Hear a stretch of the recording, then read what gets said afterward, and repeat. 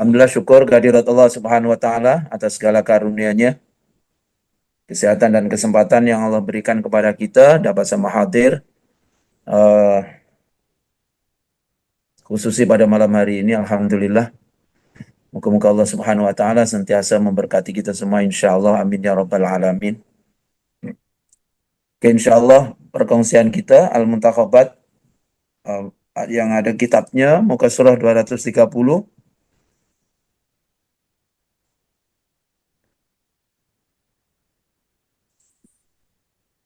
Keistimewaan manusia yang kedua, ya, insyaallah. Tapi sebelumnya sama-sama kita membaca surah Fatihah lagi. Kita tujukan pada Rasul Sallallahu Alaihi Wasallam, keluarganya, sahabat-sahabatnya, dan pengikut sahabat hingga ke hari kiamat.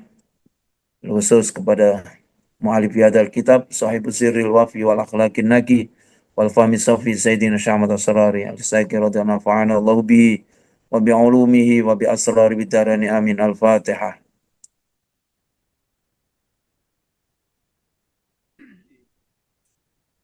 Bismillahirrahmanirrahim. Alhamdulillah rabbil alamin. Wassalatu wassalamu ala asyrafil mursalin Sayyidina Muhammadin wa ala alihi wa sahbihi ajma'in.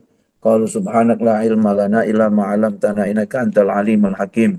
Rabbi shrah li sadri wa yassir li amri wa hlul 'uqdatam min lisani yafqahu qawli bi rahmatika ya arhamar rahimin. Wala haula wala quwwata illa billahil aliyil azim. Amma ba'd. Oke. Bismillahirrahmanirrahim. Keistimewaan manusia yang kedua. Jadi antara keistimewaannya yang kedua, Allah Subhanahu wa taala telah menciptakan manusia dalam bentuk yang sebaik-baiknya, ya. Serta menghiasinya dengan keindahan-keindahan hikmahnya dan ciptaannya yang menakjubkan. Yakni ciptaan yang sesuai dengan kekuasaan Allah, zat yang maha mendengar lagi maha mengetahui. Allah Subhanahu wa taala berfirman dalam surah At-Tin ayat keempat, A'udzubillahi minasyaitonir rajim. Laqad khalaqnal insana fi ahsani taqwim. Ya. Yang bermaksud sesungguhnya kami telah menciptakan manusia dalam bentuk yang sebaik-baiknya. Baik ikhwan akhwat yang dirahmati Allah Subhanahu wa taala, pada minggu yang lalu kita telah kongsikan tentang keistimewaan manusia, ya, diberikan akal kan untuk berpikir. Baik, jadi dalam ayat ini, dalam tafsir Sofwatu Tafasir dijelaskan ai laqad khalaqna jinsal insan fi ahsani syaklin, ya. Allah benar-benar menciptakan jenis manusia ini dalam sebaik-baik bentuk yang bersifatan dengan sesempurna, seindah-indah dan sesempurna sifat, ya. Jadi Allah Subhanahu wa taala memberikan manusia pembawaan yang sempurna. Di antaranya apa? Min husni surah, dari indahnya rupa, ya, dari indahnya rupa, ya. Wantisabil qamah, dan juga di antaranya lagi indahnya bentuk kedudukan, ya. Kemudian anggota badan yang seimbang, tangan pun tak panjang sangat, kan, imbang. Maka indah kalau kita gunakan rukuk tuh, begitu indah apabila tangan kita memegang lutut, begitu indah, kan. Maka salah satu kesempurnaan rukuk apabila apa? Kita rukuk itu lurus antara kepala dengan bagian belakang, bagian punggung. Sehingga kalau diletakkan papan itu akan lurus. Nah ini. Kemudian di antara juga Allah Subhanahu wa taala menghiasinya dengan ilmu dan kefahaman. Ya, Allah menghiasi manusia dengan ilmu dan kefahaman, ya. Yang lain tidak diberikan ilmu. Maka itu di antara kelebihan yang Allah berikan kepada manusia, di antaranya adalah apa yang diberikan kepada Nabiullah Adam alaihi salam.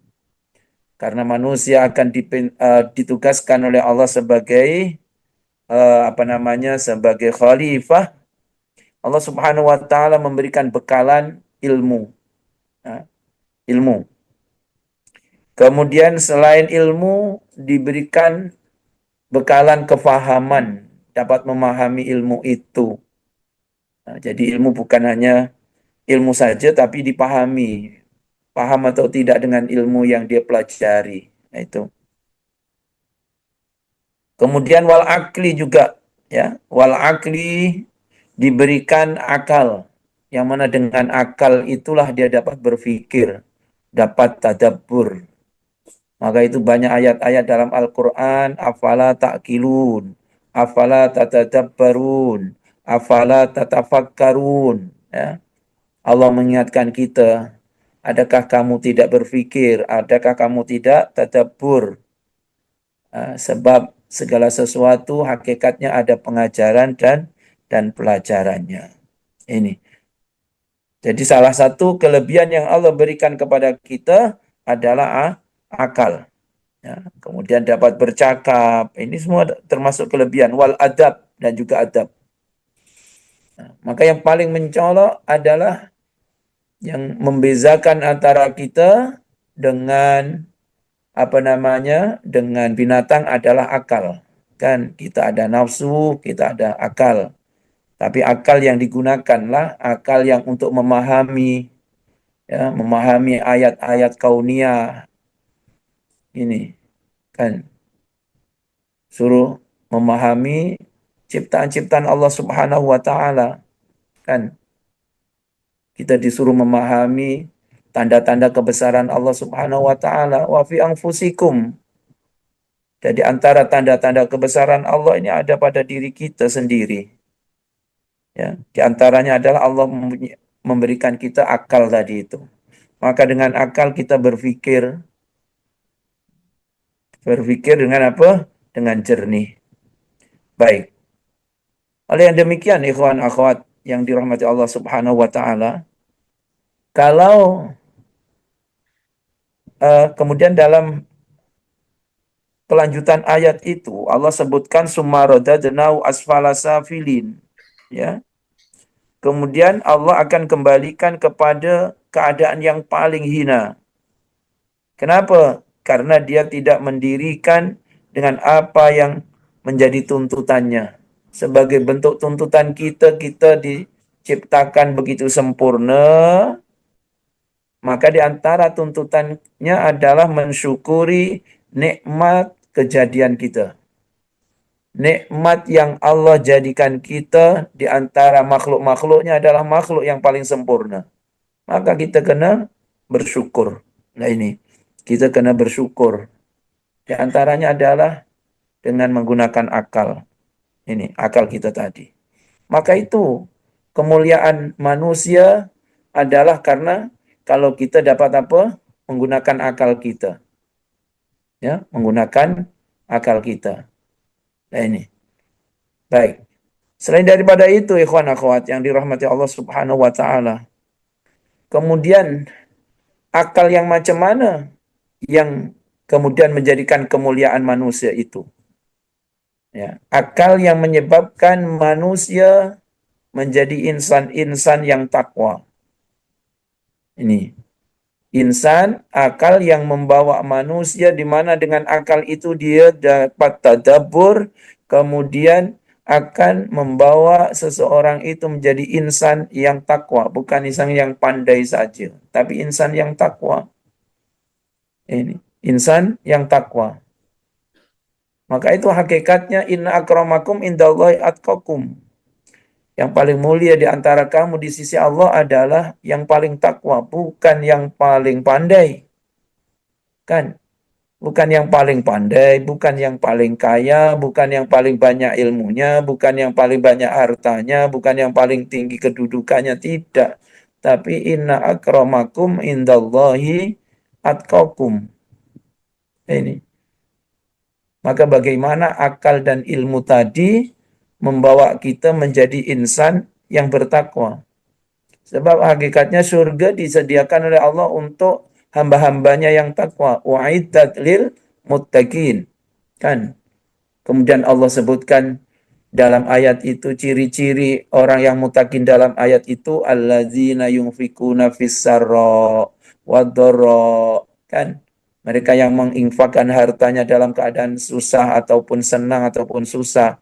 Wal kaziminal ghaidha, mereka yang menahan kemarahan, wal afina 'anil nas dan seterusnya, yang memaafkan manusia. Jadi akal yang akal yang ada yang Allah berikan itu menjadikan dia seorang yang pemaaf, seorang yang penyabar. Dia tidak mudah marah. Wal kadziminal ghaidho, menahan kemarahan. Ini kadang-kadang yang mudah marah itu adalah orang-orang yang pandai, kan? Tapi bagaimana ilmunya itu membawa kita menjadi kita ini insan yang takwa. Di antara insan yang takwa tadi itu, ya, merasa dirinya lebih hina dari orang lain. Maka itu salah satu isi tawajuh kita yang pertama adalah bagaimana kita meletakkan diri kita ini lebih hina dari orang lain, meletakkan kepala kita di bawah telapak kaki orang lain. Allahu Akbar. Begitulah hebatnya pendidikan yang ditarbiahkan oleh Hadratus Syekh kepada kita. Dan merasa dirinya lebih hina daripada orang lain. Selagi mana kita merasa lebih hebat, lebih baik, lebih mulia daripada orang lain, maka maka kita akan rugilah, ya. Kalau kita tengok dalam kisah iblis, berapa ribu tahun iblis ahli ibadah, tapi yang pada akhirnya hanya karena dia merasa lebih baik daripada Nabiullah Adam, sehingga perasaan itu menghalang-halanginya untuk melaksanakan perintah Allah, kan?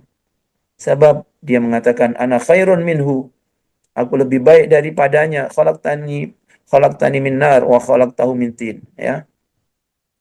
Kau jadikan aku daripada api dan kau jadikan Adam dari tanah. Jadi kononnya melihat asal usul. Maka itu Rasulullah Shallallahu Alaihi Wasallam sebutkan, la fadla li Arabiyyin ala ajamiyyin illa bitaqwa. Taklah orang Arab itu lebih mulia daripada orang Ajam kecuali karena ketakwaan. Nah, jadi yang membezakan kedudukan di sisi Allah adalah karena ketakwaannya. Maka hakikatnya sama, semua semua manusia di hadapan Allah sama, kan? Ya ayuhan nas inna khalaqnakum min dzakarin wa unsa wa ja'alnakum syu'uban wa qabaila lita'arafu inna akramakum indallahi atqakum. Kan? Allah ciptakan manusia ini bermacam-macam kabilah-kabilah, bermacam bangsa-bangsa, kan? Bersuku-suku. Kalau kita di Indonesia saja berapa banyak suku. Tapi mana suku yang paling mulia? Yang paling mulia di sisi Allah itu suku yang mana? Yang paling mulia adalah inna akramakum indallahi atqakum. Itu yang paling mulia. Bukan Jawa, bukan Melayu, bukan Madura, bukan Bugis, bukan. Tapi yang paling mulia inna akramakum indallahi atqakum. Nah, maka itulah ikhwan akhwat yang dirahmati Allah Subhanahu wa taala, bagaimana ilmu yang ada, amalan yang ditarbiahkan oleh Hadratus Syekh membawa kita menjadi kita insan-insan yang takwa kepada Allah Subhanahu wa taala. Takwa yang bermacam-macam dengan ciri-ciri yang bermacam-macam, ya. Ciri takwa ini macam-macam, sama ada ciri zahir, ciri batin. Nah, ini. Baik, ya. Maka sudah semestinya sebab kita telah dianugerahkan kemuliaan oleh Allah Subhanahu wa taala, kan? Maka konsekuensinya kita adalah melaksanakan apa yang diperintah oleh Allah, diantaranya adalah mensyukuri nikmat kejadian kita yang paling indah ini, dengan melaksanakan apa yang diperintahkan oleh Allah dan menjauhi apa yang dilarang oleh Allah Subhanahu wa taala. Maka itu pada akhir ayat disebutkan illal ladzina amanu wa amilus solihat, kan? Illal ladzina amanu wa amilus solihat falahum ajrun ghairu mamnun, kan? Maka kita alhamdulillah kita sudah dipilih oleh Allah di antara hambanya yang beriman, dan kita alhamdulillah diberikan kekuatan oleh Allah, ya, untuk beramal soleh. Mudah-mudahan amalan-amalan yang kita lakukan adalah dikategorikan menjadi amalan soleh yang akan membawa kepada kita keselamatan, kebahagiaan dunia dan akhirat kita insya Allah.